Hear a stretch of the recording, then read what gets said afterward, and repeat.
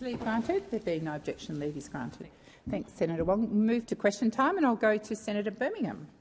Thanks, President. My question is to the Minister for Finance, Senator Gallagher.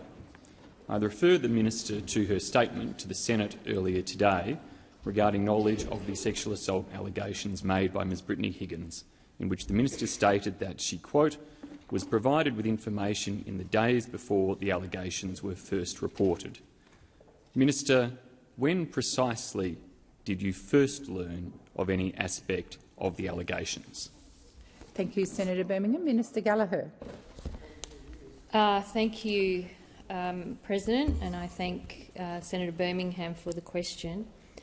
I don't have the exact date, but I believe the details that were provided to me were in that week before, in the days before the shows or the Brittany Higgins allegations went public. So it's around that time. Thank you, Minister. Senator Birmingham, first supplementary. Thanks, President. Minister, for clarity, was the first knowledge you had of the allegations that engagement, as you've put it just now, in the days or in the weeks before the project aired the allegations? Thank you, Senator Birmingham. Minister Gallagher. The first I knew of the details of the allegations, from my best recollection, and I have gone back to try and find any information that would assist with being more precise.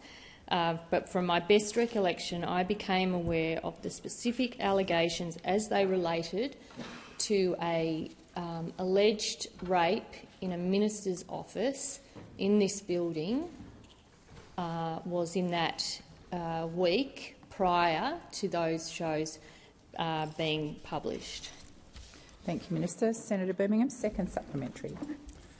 Thanks, Minister. Thanks, President. Minister, you've referenced that you were aware or became aware of the details and the specific details in that week prior to airing of the project. When did you first learn of any aspect of the allegations, and by how and what means did you learn of that, undertake or come to have that first understanding of the allegations? Thank you, Senator Birmingham. Minister Gallagher. From my memory, it was around that same time. So I wasn't aware, for example, of other things that people knew in this place. I wasn't aware of any of that, and that people had known for some time. I had no knowledge of any of that, and I came into receiving some information through the partner of the young woman who was going to raise those allegations. It was put to me and asked of me to keep that information confidential, and I did. Thank you, Minister.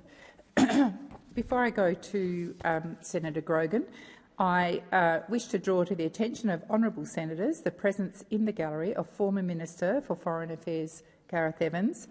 On behalf of all senators, I wish you a warm welcome to Australia and in particular to the Senate. Thank you. Senator Grogan. Thank you. My question is to the Minister representing the Prime Minister, Senator Wong. Under the Liberals and Nationals, there was a decade of neglect and mismanagement of our healthcare services. The Liberals and the Nationals deliberately ran down Medicare and general practice and made it harder and more expensive to see a doctor, particularly in outer suburbs and regional and rural communities. As a direct result, people were forced to present at emergency departments because they had no other alternatives. How is the government making it easier for Australians to see a doctor, and how are we taking pressure off our hospitals? Thank you, Senator Grogan. Minister Wong. Thank you, Senator Grogan, for the question. Thank you, President. If the Senate would indulge me, also to acknowledge former Senator Evans here, an MP, a former Foreign Minister, and also has sat in this chair. So it's very good to see you here.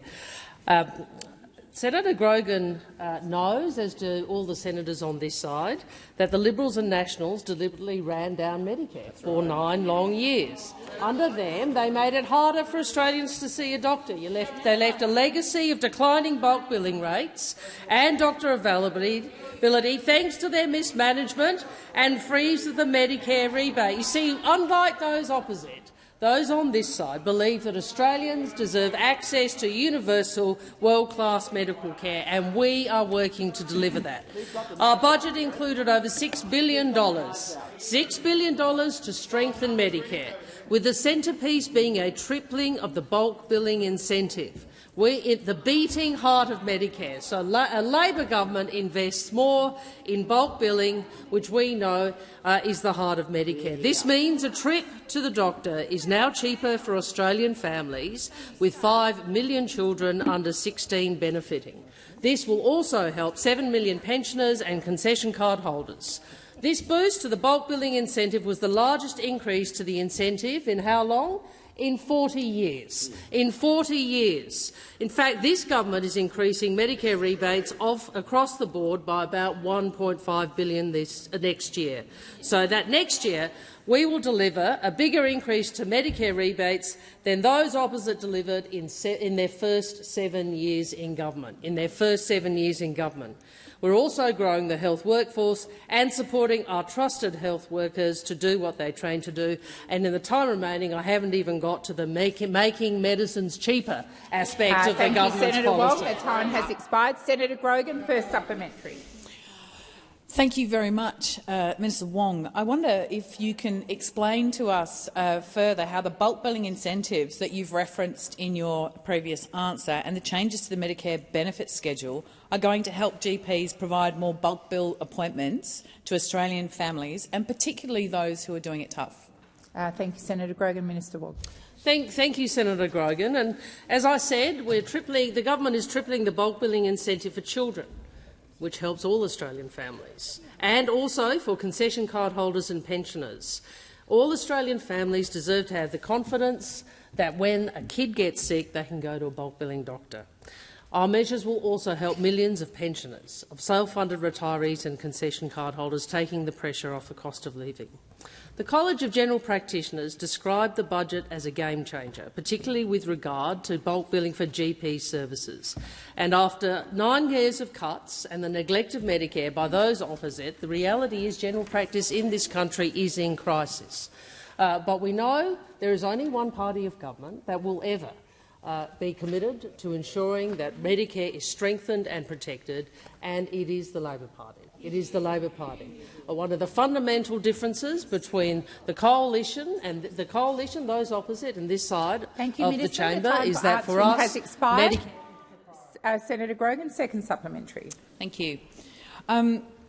Minister, the ANEO report into community health and hospitals revealed more of the Morrison government's deliberate mismanagement of taxpayer money. What is the government doing to ensure that taxpayer money is invested in healthcare and is not wasted on further Liberal national rorts? Thank you, Senator Grogan. Minister Wong. Thank you. That is a very good question, Senator Grogan, and it's a reminder of just how many reports we've seen into the poor management of taxpayers' money by those opposite. And the National Audit Office report recently released into the Community Health and Hospitals program lays bare the rorts and mismanagement of the Morrison government, and it is scathing. $2 billion of taxpayer funding used as a slush fund by those opposite without regard for proper process or good governance. As the report makes clear, the former government announced so many projects without assessment or guidance, and at such speed the department was forced to monitor the media to know which projects have been selected. Seriously. You ran it out so fast because under your government, announcement was actually the delivery, wasn't it? All you had to do was actually put out the press release. But you did it so fast that the department was forced to look to the media to understand what was occurring. The time for answering has expired. Senator Cash. My question is to the Minister for Finance, Senator Gallagher. Minister, on June 10, 2023, you said regarding Ms Higgins' sexual assault allegations that I wasn't aware of the full allegations. Prior to the 15th of February 2021, did you receive a copy of Ms Higgins' project interview, the transcript of that interview or any part of it? How did you receive it and from whom? Order. Before I call the minister, I'm asking for order. Minister Gallagher. Thank you, and I thank Senator Cash for the question, referencing back to, I think, statements I made in June 2023, and I stand by those statements. And in respect of her other questions, I refer to my statement, and I stand by that statement. And what you're asking me to do is to breach the confidence of a... Well, order. Let's be clear. Let's be clear about what you're asking me to do here. Minister, please resume your seat. Order on my left. Order. Minister, please continue. Thank you. What you're asking me to do here is to disclose information that was given to me and asked to be kept by me in confidence by an alleged a woman Minister, who was alleged to have been. Minister, Senator Birmingham. President, point of order on direct relevance. The question goes beyond the statement Senator Gallagher made today to a level of detail not contained in that statement. Further, given the mischaracterisation of the question being made by Senator Gallagher, it asks whether information that subsequently became public, i.e. the content of the project interview, was provided to her in advance. That is not confidential information. It was subsequently publicised. Thank you, Senator Birmingham. The minister is being relevant, and I will continue to listen carefully to her responses. Minister, please continue. Thank you. So just to finish that off, I was provided with information. I've made that clear in the days leading up to Ms Higgins' allegations becoming public, and I don't intend to disclose further interactions between any people that contact me and ask me to keep their confidence. I wouldn't ask the same of you, Senator Cash. I wouldn't ask you. Minister, please resume your seat. Order. Order. Order on my left. Order. On both sides. Order. Senator Ayres. Senators, I should not have to ask this chamber over and over to come to order. Please continue, Minister. Thank you.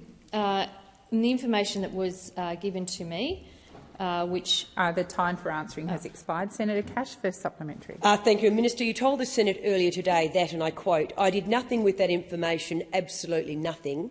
Yet it has been reported that you not only received an advanced transcript of the project interview, but that you had provided written feedback. Order. Minister, did you provide any feedback on that interview?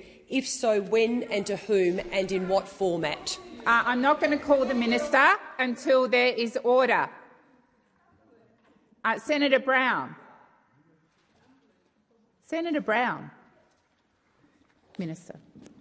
Thank you. And again, my answer to these matters are going to be the same, which is when somebody comes to me and provides me with information that they want kept confidential, and it happens all the time in this job, I am then, and what we've seen in the last week with these messages being sprayed around TVs and newspapers and all the rest of it, the message it is sending out is that if you share information with anybody, if you confide in anybody, if you seek help from anybody, you will be subject to that information being sought and placed on the public record.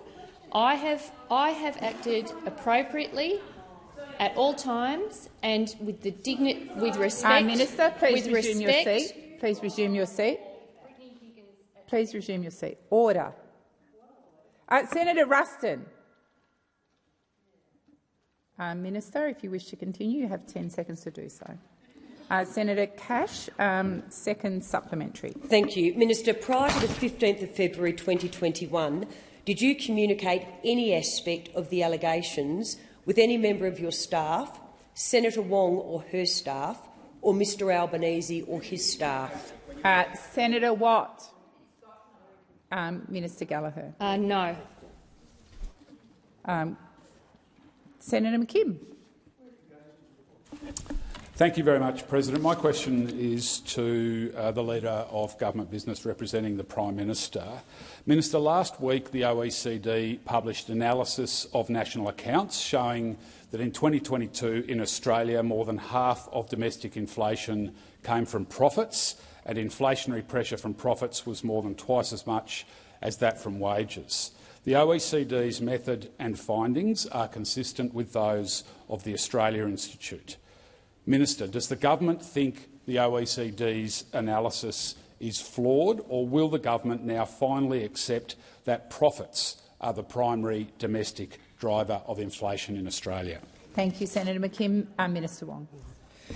Thank you, Senator McKim, and thank you for the question. And whilst I may not agree with the way the question is framed, at least we have a focus on one of the issues that Australians are so concerned about, and the government is so concerned about, which is inflation, and what is the best way in which to try and deal with a challenge which is a global challenge as well as a national and domestic challenge. And much of the last budget, as the Treasurer and the Finance Minister spoke of both in the lead up to the budget and budget measures, were focused on how it is that the government can, through its policies, neither fuel inflation nor simply go down a road which tells Australians they're on their own, which appears to be the path that the opposition wishes to take. We are not of that view. We have put in place a range of budget measures, some of which those opposite voted against, to ensure that there is cost of living relief for Australian families. I'd note that, of course, those opposite voted against the Energy Price Relief Plan, which will take 3/4 of a percentage point off inflation, according to both Treasury and the RBA Governor. So the Governor has made clear at Senate estimates his view about the relationship between the budget and inflation and the importance of reducing inflation. What I would also say to you, Senator McKim, I think what is helpful in this debate is to recognise that there are a range of factors which contribute to inflation, and the role that the government has to take is to steer a course through some pretty difficult economic challenges and to ensure that we provide cost of living relief to Australian families without adding to inflation. Senator McKim, first supplementary. So there are indeed a range of factors driving inflation, but last week the European Central Bank echoed many others by saying that corporations with market power are using supply shocks as cover to increase their margins. What is the government doing to stop corporate profiteering?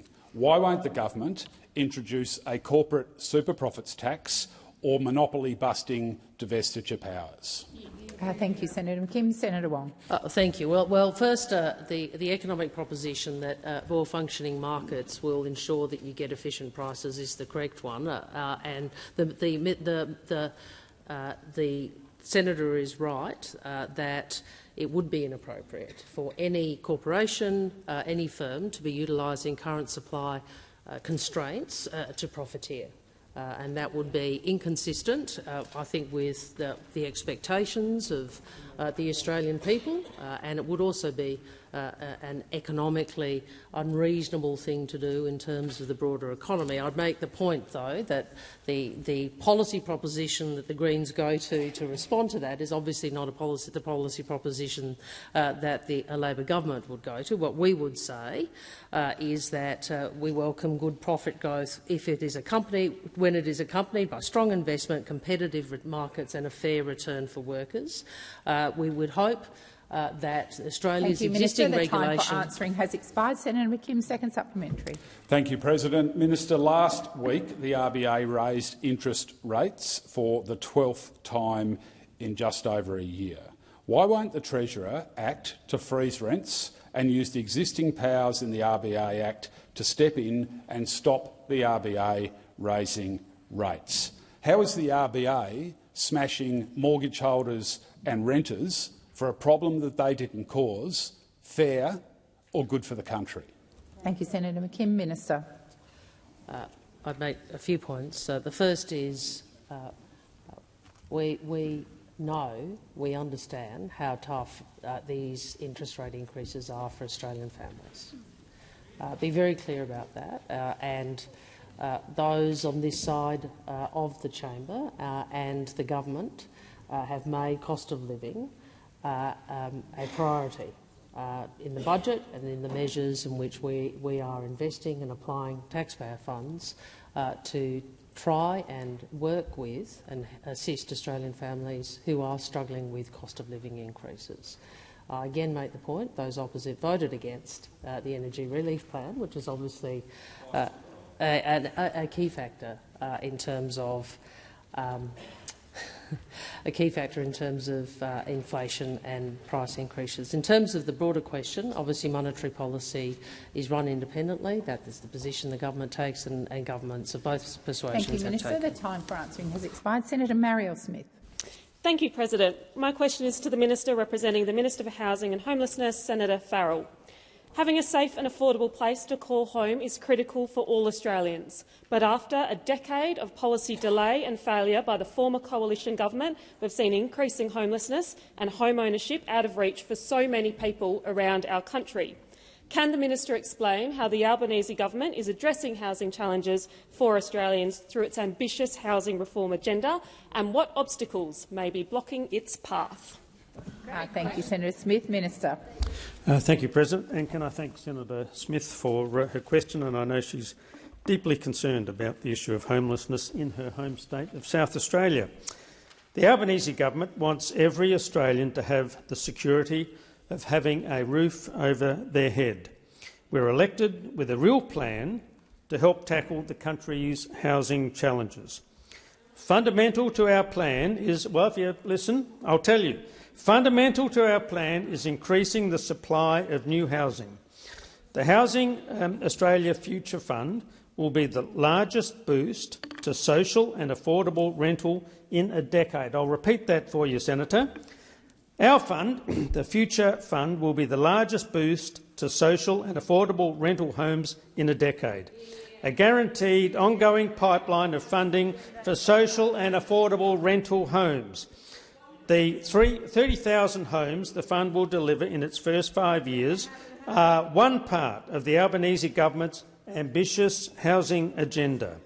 It's astounding to me that there are those opposite who are all too happy to acknowledge the problem but then block the solutions, blocking homes for people in need right across the country, blocking the solution that is supported by the homeless sector, the housing sector and every state and housing minister in the country. I think most Australians would be appalled that there are people in this place prepared to vote no to more social and affordable rental housing. The Albanese government's ambitious housing reform agenda will deliver the housing Australia needs, and we call on those opposite, that's all of you, to put aside the grandstanding and support the Housing Australia Future Fund. Thank you, Minister Farrell. Senator Smith, first supplementary. Thank you, Minister. Can you update the Senate, please, on how the Albanese government's ambitious housing reform agenda is delivering new social and affordable rental homes now for Australians who need them? Thank you, Senator Smith. Minister Farrell. Thank you, President, and thank Senator Smith for her first supplementary. And yes, I can, Senator Smith. The Albanese government hit the ground running and is already delivering on our housing commitments.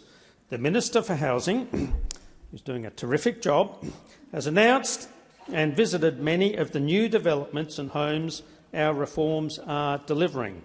Projects delivering new affordable rental homes in places which include Westmead, Adelaide, North West Tasmania, Balaclava, Brisbane, to name just a few, and they're just the start.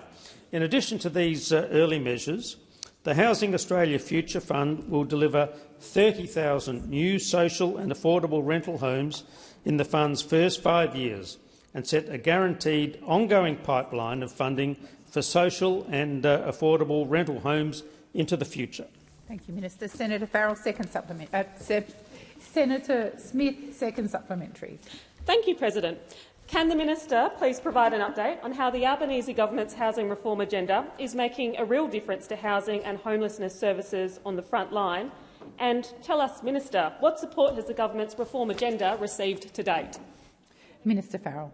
Thank you, President, and thank you, Senator Smith, for your second supplementary question. And yes, I can answer those questions. The National Housing and Homelessness Agreement sends approximately $1.7 billion each year to the states for housing and homelessness. The Albanese government has offered a $67.5 million funding boost to assist the state's delivery of the homeless services for the coming year. The homeless sector is also eagerly awaiting the passage of the Housing Australia Future Fund. In its first 5 years, the return will fund $100 million for crisis and traditional housing for women and children, $30 million to build housing and services for veterans. Emma, the national shelter, said, "Time is of the essence. This is a national crisis. Action cannot be deferred." Thank you, Minister. The time for answering has expired. Senator David Pocock. Thank you, President. My question is to the Minister representing the Minister for Infrastructure, Senator Watt, with the Infrastructure Minister. Since 2016, the previous federal government invested more than $9.3 billion in 12 city and regional deals in every state and territory, except the ACT. This investment has leveraged more than $18 billion of investment in total and led to some big new pieces of social infrastructure. Apart from a welcome commitment to our national cultural institutions, what plan does the current government have to correct this historic inequality and co-invest in upgrading key ageing infrastructure in the national capital and Australia's fastest-growing capital city? Thank you, Senator Pocock. Minister Watt. Thank you, President, and thank you, Senator Pocock, for your question. I'll get some information for you specifically about regional plans, but what I do know is that the Albanese government is making some very strong investments in infrastructure in the ACT, which is no surprise given that the Finance Minister, one of our strongest ministers in this chamber and in this parliament, is a strong representative of the ACT. I'm aware, for instance, that the government is investing in everything from road projects through the Roads to Recovery program, black spots programs, bridges renewals and heavy vehicle safety and productivity programs. In fact, the infrastructure investment program provides $92.6 million over 10 years from 23-24 for those smaller projects. In the recent budget, we actually committed $476.4 million towards major infrastructure projects in the ACT, and they didn't include any colour-coded spreadsheets, as far as I'm aware. That sort of thing stopped on the 21st of May. What is it about colour-coded spreadsheets that fires you people up? What is it? Is it the yellow colour code, or the green colour code, or the blue colour code? Order. The red colour. There weren't many red colour codes on your spreadsheet, were there? It was mostly Watt, blue and green. Senator Watt, please resume your seat. Order on my left. Order. I'm waiting, Senator Rennick. Order. Senator Watt. Thank you, President. I'll refrain from mentioning colour-coded spreadsheets because we wouldn't want to have the information delayed, and I know Senator Pocock is serious about getting information. I'm also aware, though, that the Finance Minister, Senator Gallagher, is in discussions with the Chief Minister of the ACT about more projects, priority projects, to be funded in the ACT, and I'm sure we'll have some good news on those before long. Thank you, Senator Watt. Senator Pocock, first supplementary. Thank you, President. The $150 million announced in the budget for a new urban precincts and partnership program is less than 9 of the 12 individual city partnerships. Will the government make more funding available to give people in the ACT the same access to the nation-building infrastructure other jurisdictions have enjoyed? Thank you, Senator Pocock. Minister Watt. Thank you, Senator Pocock. Well, as I say, I think that the facts stand that the Albanese government is committing a significant amount of funding to the ACT. We don't discriminate against the ACT. It's obviously one of the smaller jurisdictions, but that's a very significant commitment of funding for the ACT. And as I say, the Finance Minister is undertaking further discussions with the Chief Minister of the ACT about further investment. In addition, I'm aware that the government has made a very significant commitment, I think in the order of $2 billion, for a national security precinct that will occur, will be invested in the ACT and based in the ACT. So whether we're talking about roads, bridges, national security infrastructure and others, the record stands that this government is backing the ACT, as I say, led very ably by Senator Gallagher as the Finance Minister of this government. Thank you, Senator Watt. Senator Pocock, second supplementary.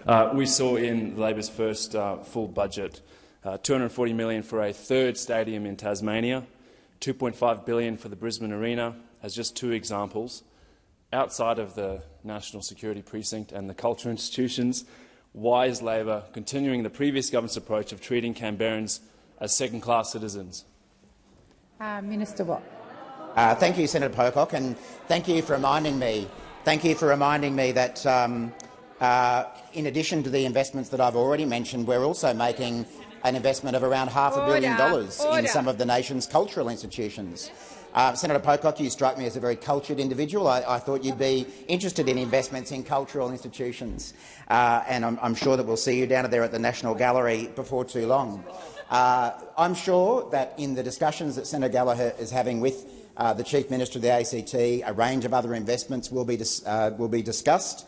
Senator Pocock, I'm not sure whether you're flagging an intention to return to the playing field if there were to be some sort of redevelopment of sporting facilities here in the ACT. We've certainly welcomed your appearance as a member of the Queensland State of Origin team in the annual State of Origin touch match, and we look forward to seeing you down there to prevail over New South Wales again next week. But we're making very significant investments in infrastructure in the ACT, and we'll continue to do so. Thank you, Senator Watt. Senator Ruston.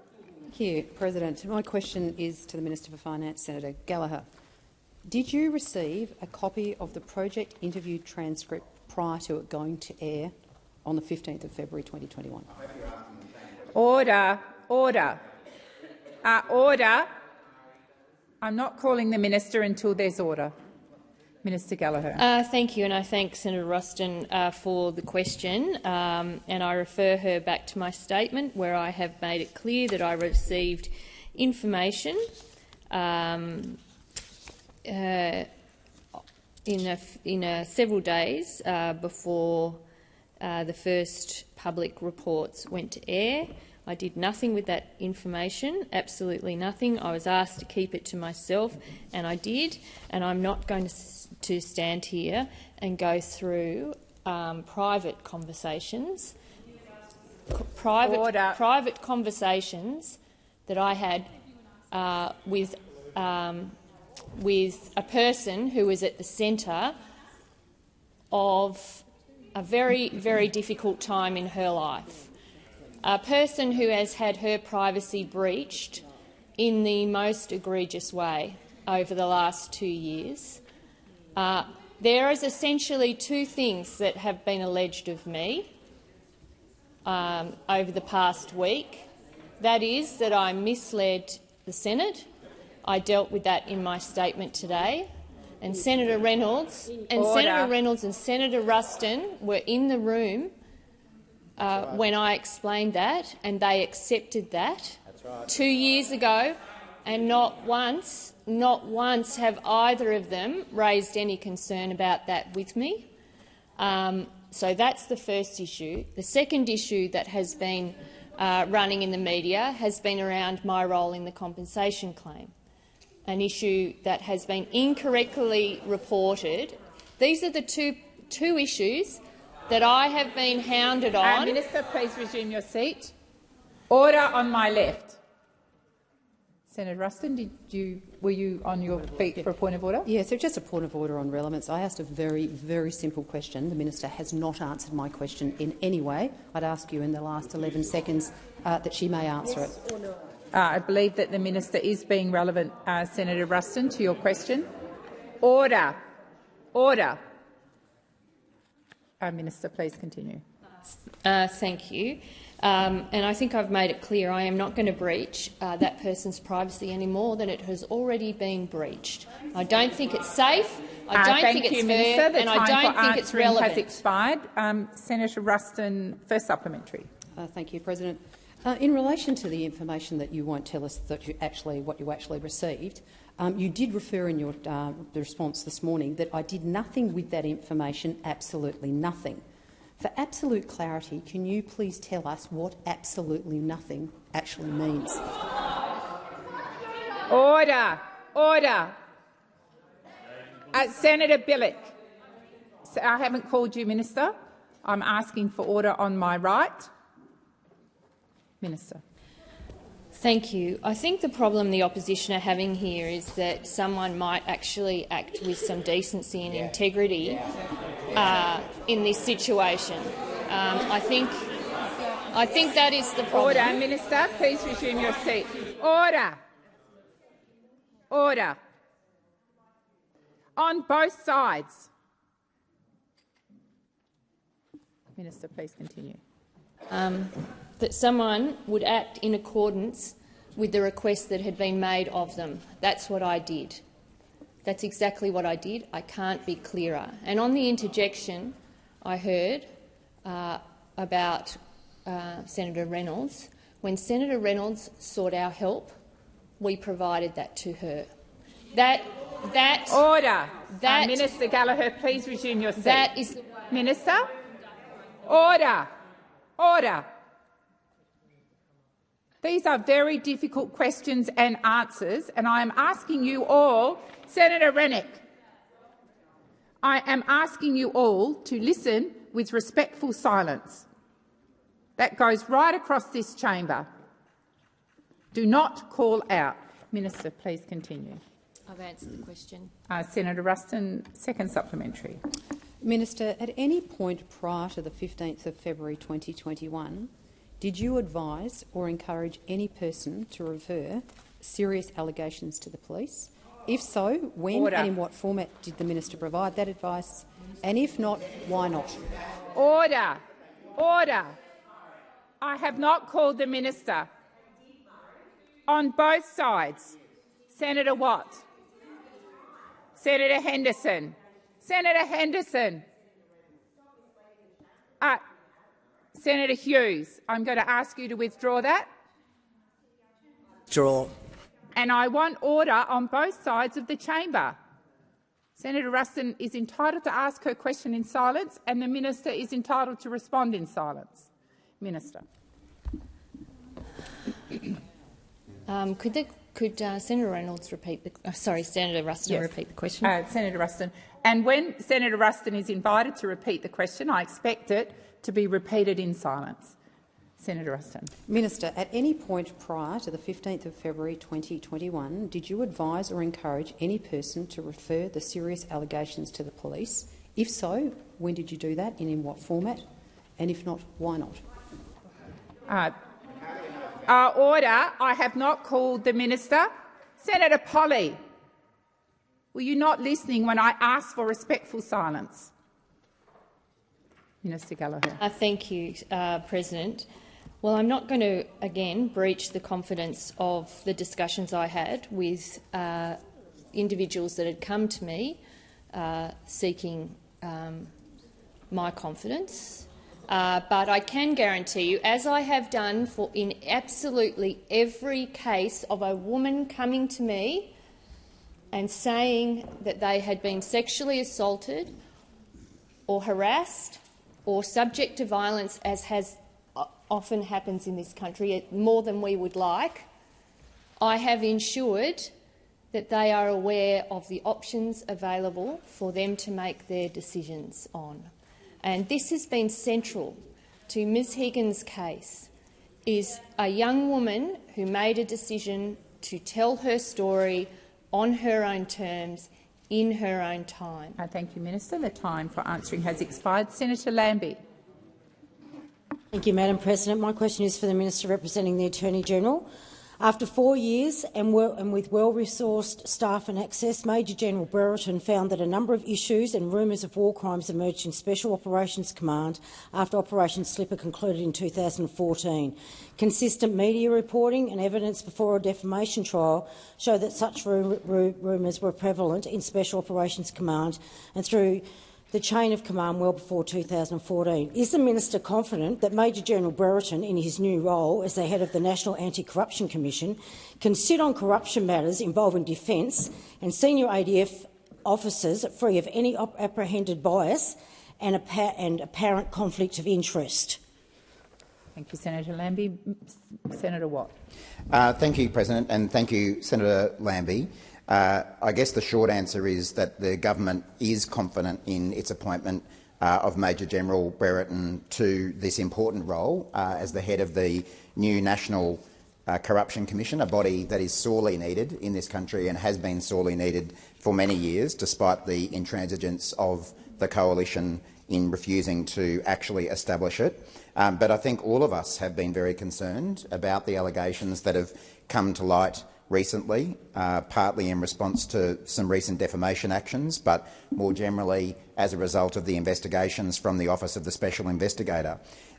Senator Lambie, as I think you're aware, the Office of the Special Investigator is continuing to work with the Australian Federal Police to investigate those allegations of war crimes by members of the Australian Defence Force in Afghanistan from 2005 to 2016. And they are extremely serious allegations that deserve to be properly, independently and fairly investigated. The OSI is one element of the broader response to the Inspector General of the Australian Defence Force's Afghanistan Inquiry Report, or the Brereton Report. I don't propose to comment on investigations or inquiries that have been undertaken by the OFP, the OSI or the Inspector General of the Australian Defence Force. But these are very serious matters that deserve proper investigation. But I, the Attorney-General and the government has confidence in Major General Brereton to head up this organisation. We hope that he has the full support of the Australian community in rooting out any form of corruption that exists within the Australian government. There have obviously been a range of allegations that have come to light in that respect over the last few months as well, and they deserve to be properly investigated. Thank you, Senator Watt. Senator Lambie, first supplementary. Thank you. A government appointment oversight panel described Major General Brereton's exoneration of senior commanders as blanket exemptions from command responsibility. International criminal lawyers and legal academics have consistently rebutted these blanket exemptions. Will the minister provide a guarantee that Major General Brereton will excuse himself from hearing corruption matters involving senior defence officials and senior ADF officers to avoid any suggestion of apprehended bias or a conflict of interest? Thank you, Senator Lambie. Minister Watt. Thank you, President, and thank you, Senator Lambie. Well, again, I have confidence in Major General Brereton as a distinguished figure, not just within the military, but a very experienced lawyer as well, that he will follow all obligations that he has in terms of conflicts of interest, as would any member of the National Corruption Commission once it gets up and running. I'm not particularly familiar with the report that you're talking about being the representing minister, but as I say, I have full confidence that Major General Brereton will do the right thing in considering any possible conflict of interest that he would have. As I say, we take the role of the new National Corruption Commission extremely seriously. It's been long overdue. It should have been up and running years ago. The former government committed to introduce one and never got around to it. And Senator Cash, of course, was the Attorney-General for much of that period and failed to progress that. I'm very pleased that we will have a corruption commission. Thank you, Minister. The time for answering has expired. Senator Lambie, second supplementary. Madam President, having heard clear evidence of conflicts of interest involving the ADF senior leadership, including as recently as last estimates hearings where we learnt the CDF marked his own homework, how can the minister be confident that such exemptions won't be applied by Major General Brereton to defence officials and senior ADF officers or his mates appearing before the National Anti-Corruption Commission? Thank you, Senator Lambie. Minister Watt. Thank you, President, and thank you again, Senator Lambie. In terms of the issue relating to medals that you've raised, Senator Lambie, and I know this is something you're very interested in and you've pursued in estimates as well, as I'm sure you're aware, the Chief of the Defence Force has provided his recommendations on command accountability to the Deputy Prime Minister. The Deputy Prime Minister, in his capacity as Minister for Defence, is considering those recommendations and seeking advice as appropriate. But to the broader issue about potential conflicts of interest involving Major General and Justice Brereton, Justice Brereton will resign his judicial appointment and his appointment as Assistant Inspector General of the Australian Defence Force before taking up his role as the Commissioner of the NAC. He will retain his commission as Major General in the ADF Reserves and honorary appointments as Colonel Commandant of the Royal New South Wales Regiment and the University of New South Wales Regiment. Justice Brereton will actively manage any perceived or actual conflict of interest that arises in the course of his duties from his prior roles, for example, by delegating the relevant matter to a Deputy Commissioner. Senator Stewart. Thank you, President. My question is to the Minister representing the Minister for Early Childhood Education, Senator Watt. We know Australian families are feeling the pinch of cost of living pressures. Anyone with children in childcare knows how expensive this is. The cost of early childhood education is one of the first things families have to factor in when they sit down at the kitchen table to do the household budget. How is the Albanese Labor government dealing with the cost of living pressures by making early childhood education care more affordable? Thank you, Senator Stewart. Minister Watt. Thank you, President, and thank you, Senator Stewart. I'm not surprised that you would be asking a question relating to these issues, given they have a very personal touch on your family, and I know we've all come to love baby Ari on his regular appearances to Parliament. Since taking office 12 months ago, the Albanese Labor government has been working hard to support Australian families with cost of living pressures. And that's why we're investing $4.5 billion over 4 years to make early childhood education and care more affordable for more families. From the 1st of July this year, for families earning $80,000 a year or less, we're increasing the childcare subsidy rates to 90%. More broadly, we're increasing subsidy rates for around 96% of families, being those earning less than $530,000 each year with a child in care. These changes will make early childhood education and care more affordable for around 1.2 million families across Australia, and this includes over 250,000 families in rural and regional Australia. So we look forward to the support of the National Party, the self-proclaimed representatives of rural and regional Australia, when we see this support roll out into those regions. These changes will mean real cost of living relief in household budgets. For example, a family earning $120,000 a year with one child in early learning and care will save as much as $1,700 each year. So the Albanese government is a strong supporter of supporting families obtain the childcare that they need and want, and assisting them with the cost of living pressures they're experiencing. That, of course, is in contrast with the Coalition's record when it comes to childcare and early childhood education. I think all of us remember the contribution from Senator Rennick when he gave his views on childcare, when he infamously said that Dorothy didn't tap her shoes together and say there's no place like childcare. She said there's no place like home. That's the kind of people we've got running policy in the Coalition, and that's why they're still yelling on the backbenches. Answering has expired. Senator Stewart, first supplementary. Thank you, President. Affordable early childhood education and care will soon become a reality for around 1.2 million Australian families. Why is the Albanese Labor government making these changes in the early childhood education and care system, and when do they commence? Minister Watt. Thank you, Senator Stewart. Well, Senator Stewart, I'm pleased to tell you that our changes will commence on the 1st of July, which of course is just a few weeks from now. And they, as I say, they will increase the maximum rate of the childcare subsidy to 90% for families earning $80,000 a year or less. As I say, we've also extended the childcare subsidy to families earning up to $530,000. And we're doing this because this is an economic measure, not a welfare measure. Reducing the cost of early learning, which went up by over 40% under the previous Coalition government, will help to lift participation, particularly by women. No government has done more to put women at the centre of our economic strategy than the Albanese government, and cheaper childcare is a key part of that strategy. Women are the vast majority of primary carers of young children. When the cost of early childhood education and care is too high, it's often their careers that are put on hold. Making early childhood education and care more affordable for families will enable thousands of skilled workers to return to the workforce. Senator Stewart, second supplementary. Thank you, President. We know that access to quality, affordable early education and care is great for kids, it's great for parents and it's great for our economy. How will children, families and the economy benefit from the government's reforms? Thank you, Senator Stewart. Minister Watt. Thank you, President. Thanks, Senator Stewart. Well, I'm pleased to say that access to quality early childhood education and care is an investment with a triple dividend.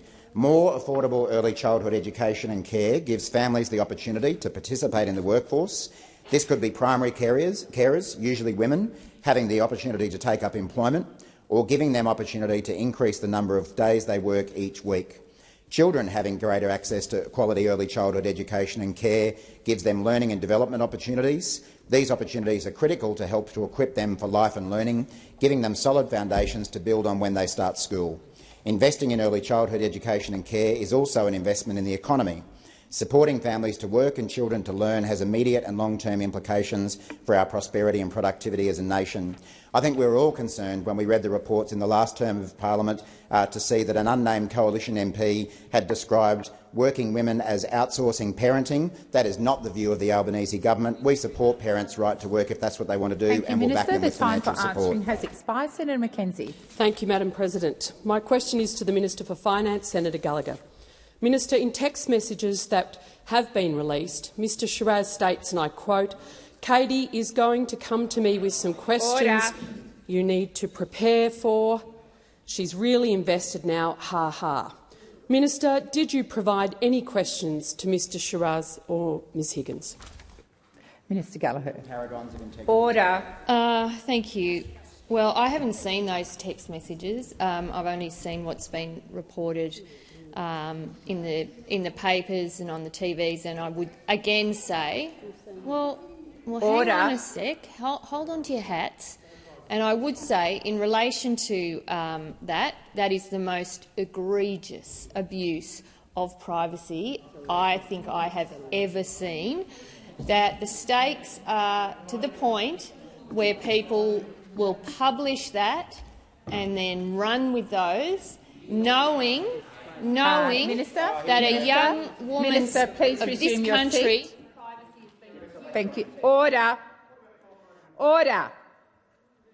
Senator Cash.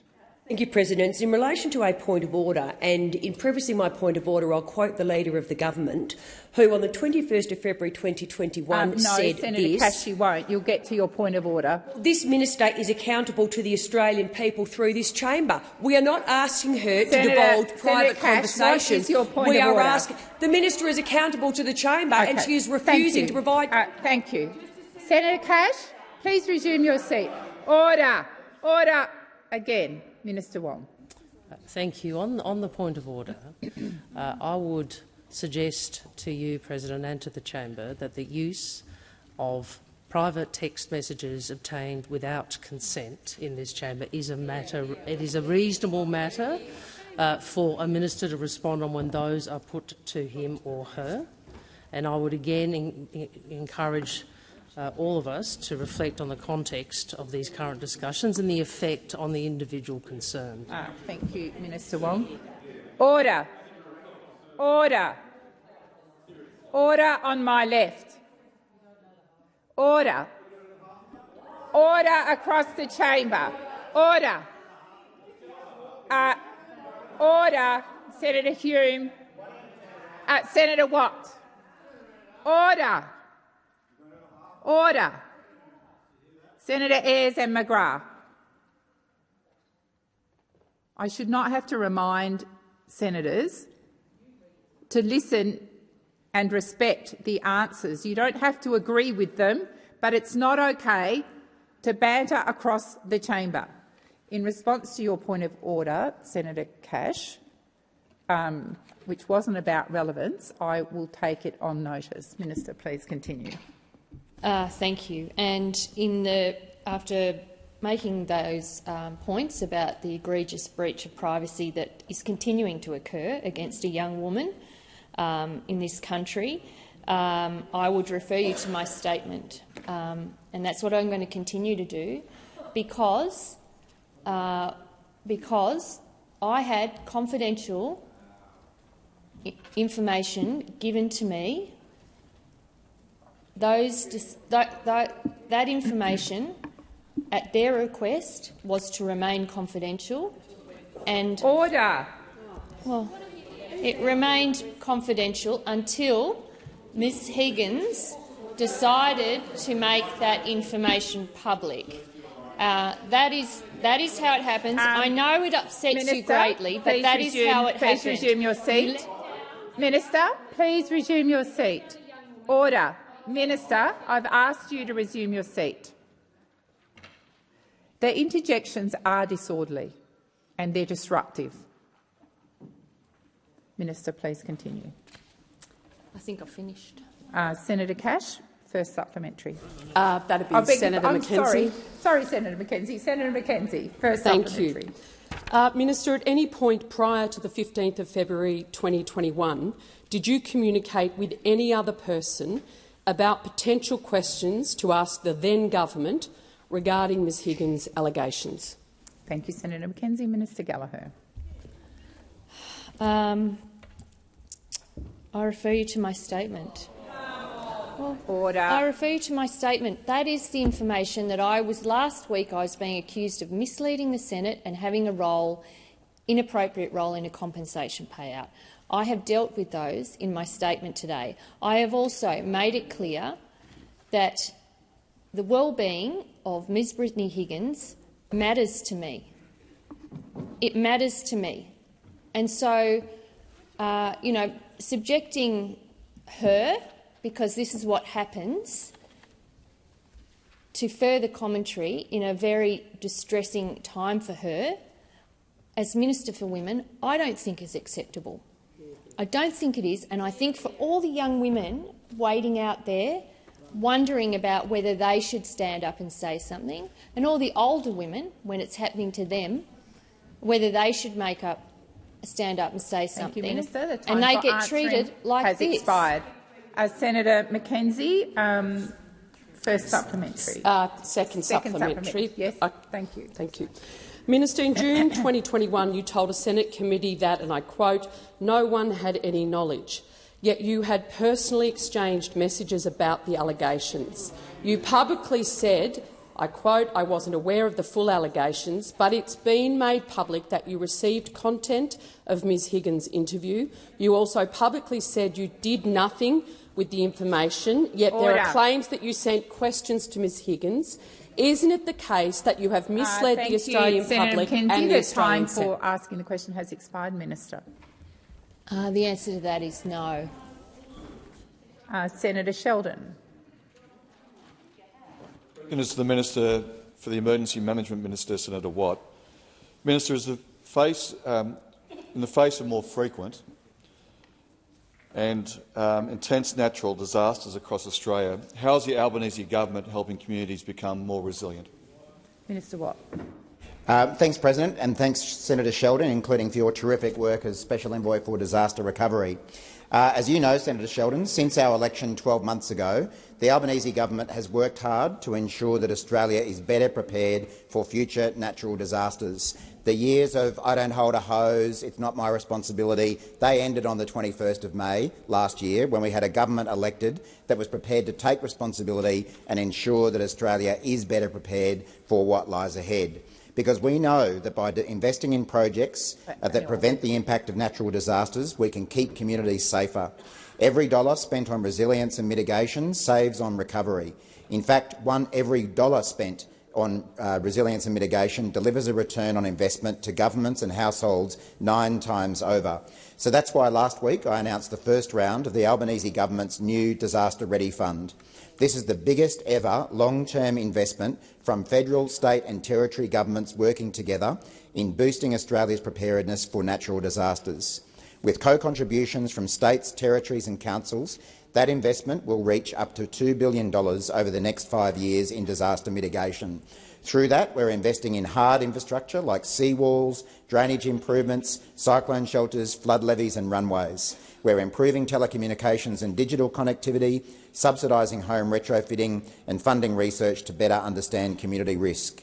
A large number of these projects will address issues that communities have wanted fixed for years but were just not dealt with by the former coalition government. For example, the Upper Brown Hill Creek in South Australia has been identified as an area of concern for over a decade. And I know that flood mitigation projects in areas including Campaspe Shire, Doomadgee in northwest Queensland and Cabonne in western New South Wales will also be welcomed by these communities still recovering from last year's devastating floods. While we can't change what they've already experienced, we can help to reduce their risk into the future, and that's exactly what the Disaster Ready Fund is doing. Has expired. Senator Sheldon, first supplementary. But thanks, thank you very much, Minister. And the Disaster Ready Fund is obviously up and going. So we know that building resilience and preparedness in disaster-prone communities is critical to reducing disaster risk. What has been the response to the Albanese government's commitment to build a more resilient Australia? Minister. Thank you, President. Well, after a decade of reckless inaction and a decade of not holding hoses by the former government, the Albanese government's Disaster Ready Fund has been welcomed with open arms by communities, councils and businesses. I know it really hurts when you're reminded of your record, but it was there for everyone to see, and fortunately the world has noticed that things have changed, including the Australian Local Government Association President, Councillor Linda Scott, who said about the Disaster Ready Fund— Minister Watt, please resume your seat. Order on my left. Order. Minister Watt, please continue. Thank you. I know taking responsibility is a foreign concept for the opposition, but we've finally got a government who will do it. The Australian Local Government Association President, Councillor Linda Scott, said about the Disaster Ready Fund, "We strongly advocated to the government for this funding in the lead-up to last year's election, and we were thrilled when it was announced and later enshrined in legislation." RACQ Chief Executive Officer David Carter said that RACQ has long advocated for greater investments in household mitigation, and it's great to see the federal government recognise the importance of these resilience programs.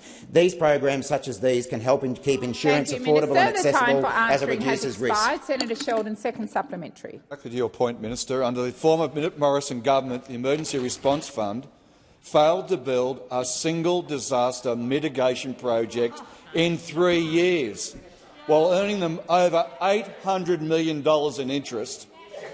Minister, how is the Albanese government's Disaster Ready Fund operating differently to the former government's Emergency Response Fund? Minister. Thank you, President. Thank you, Senator Sheldon. I know Senator Mackenzie would be particularly touchy about this because, of course, she was the Emergency Management Minister who did not build a single mitigation project using that Emergency Response Fund. Who can forget that fund, which came to light after those terrible floods in Lismore last year? The former government's failed Emergency Response Fund, nearly $5 billion in funding, did not build a single mitigation project in 3 years, and in fact all it did over that time was earn the former government over $800 million in interest. Rather than keeping Australians safe, the coalition put the money in a safe and earned interest in it rather than helping Australians. It was another example of a government that loved an announcement but was terrible in delivery. So in contrast to that, the Albanese government in just our first year has committed up to $1 billion over 5 years. Order. Minister, please continue. And said colour-coded spreadsheets, so I don't know why Senator Mackenzie is so vocal at the moment. In October last year, we committed up to $1 billion over 5 years to the Disaster Ready Fund in our first budget. In November, we enshrined the Disaster Ready Fund in legislation. The time for answering has expired. Minister Wong. Thank you, President. I ask that further questions be placed on notice. President, in question time on 30th of March, I undertook to provide further information in response to questions asked of me by Senator Ruston in my capacity as Minister representing the Minister for Climate Change and Energy relating to the community batteries for household solar. I have written to the Senator to provide additional information, and I table my letter to the Senator for the information of all senators. Further, in question time on 9th of May 2023, I undertook to provide further information in response to questions asked of me by Senator Duniam. In my capacity as the Minister representing the Treasurer, I have to say I was probably not prepared for that question, Senator Duniam. Relating to the investment in Macquarie Point precinct— are you being mean or kind? I can't. Oh, OK, thank you. I'll take that. I've written to Senator Duniam to provide additional information. I'll table the letter to him for the information of all senators. I thank the Senate.